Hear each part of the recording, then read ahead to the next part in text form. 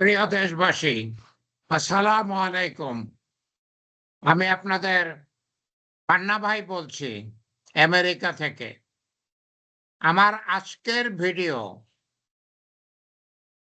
৫টি ইসলামিক দল নিয়ে এবং ছাত্রদের দল এনসিপিকে নিয়ে। ৪টি ইসলামিক দল জোট বেঁধেছে, ইলেকশনের জন্য জোট বেঁধেছে। তারা কারা? তাদের মধ্যে ২টি বড় দল হচ্ছে চরমোনাইর পীর সাহেবের দল এবং মামুনুল ইসলামের খেলাফত মজলিস। ২টা তালেবানি দল।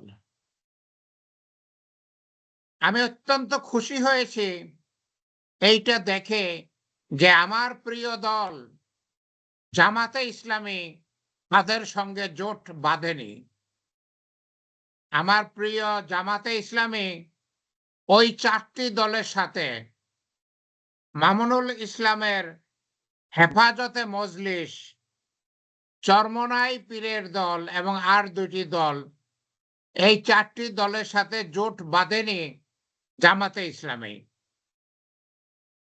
আমি চাই জামাতে ইসলামী দল, ছাত্রদের যে দল আছে এনসিপি, তাদের সাথে জোট বাঁধুক। এবং আমি মনে করি ছাত্রদের দল এনসিপি এবং জামাতে ইসলামী যদি জোট বাঁধে তাহলে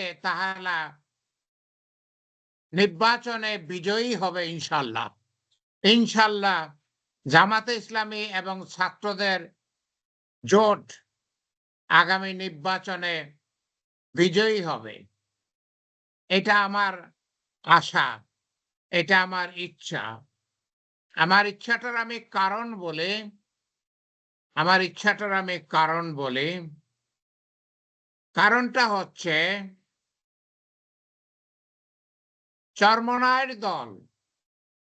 চরমোনাই দলের যে পীর সাহেব, উনি পরিষ্কারভাবে বলেছেন উনি বাংলাদেশে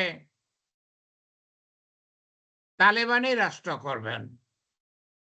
উনি বাংলাদেশকে আফগানিস্তানের মতো শাসন ব্যবস্থা করবেন।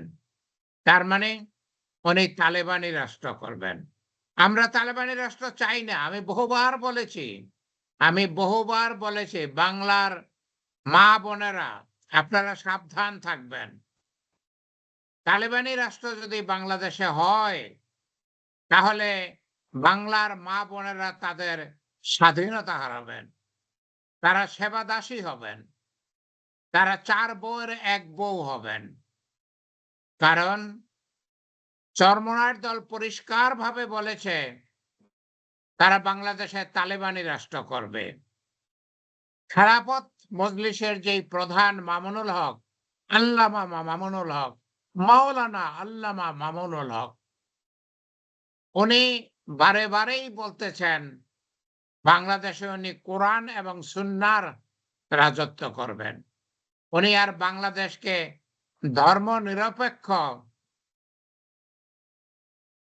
ধর্মনিরপেক্ষ রাষ্ট্র রাখবেন না। উনি কোরআন সুন্নাহর আলোকে ইসলামী রাষ্ট্র করবেন। আমরা ইসলামী রাষ্ট্র চাই না। আমরা কি চাই? বাংলাদেশ বর্তমানে যা আছে, পিপলস রিপাবলিক অফ বাংলাদেশ, গণপ্রজাতন্ত্রী বাংলাদেশ। আমরা সেই গণপ্রজাতন্ত্রী বাংলাদেশ চাই। আমরা ধর্মনিরপেক্ষ বাংলাদেশ চাই। ইসলামী রাষ্ট্র চাই না। ইসলামী রাষ্ট্র মানে তালেবানি রাষ্ট্র। ইসলামী রাষ্ট্র মানে মেয়েদের কোনো অধিকার নাই। মেয়েদেরকে ঘর থেকে বের হতে দেবে না, স্কুলে যেতে দেবে না, কাজে যেতে দেবে না, কোথাও যেতে দেবে না, বাজারে যেতে দেবে না, দোকানে যেতে দেবে না। এমনকি কথা পর্যন্ত বলতে দেবে না। কারণ কথা যদি বলে অন্য পুরুষে তাদের গলার স্বর শুনে ফেলবে। সেই জন্য কথা পর্যন্ত বলতে দেবে না। বাংলার মা বোনেরা, আপনারা নিশ্চয়ই সেই পরাধীনতা চান না। আপনারা নিশ্চয়ই সেবাদাসী হতে চান না। আপনারা নিশ্চয়ই ৪ বউয়ের ১ বউ হতে চান না। অতএব যদি সেটা না চান, তাহলে আপনারা সোচ্চার হন।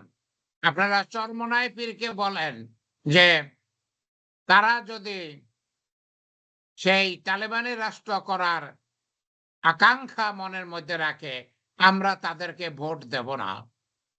খেলাফত মজলিসের আল্লামা মামুনুল হককে বলুন, উনি যদি ইসলামী রাষ্ট্র করার আকাঙ্ক্ষা রাখে, তার যদি এত খায়েশ হয়ে থাকে ইসলামী রাষ্ট্র করার, উনি উনি আমাদের ভোট পাবেন না।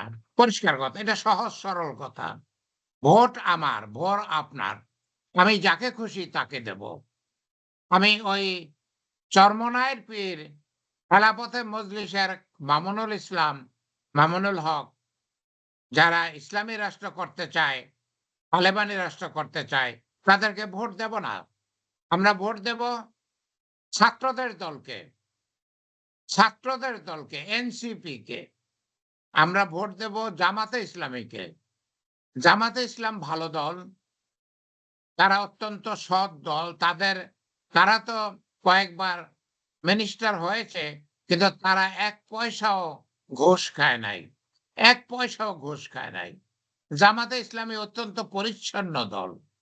আর ছাত্রদের দল যারা ২ কোটি ছাত্র শ্রমিক জনতা গত বছর ২০২৪ সালের জুলাই আগস্টে সংগ্রাম করেছে, বিপ্লব করেছে, ২,০০০ শহীদ হয়েছে, ৫০,০০০ আহত হয়েছে।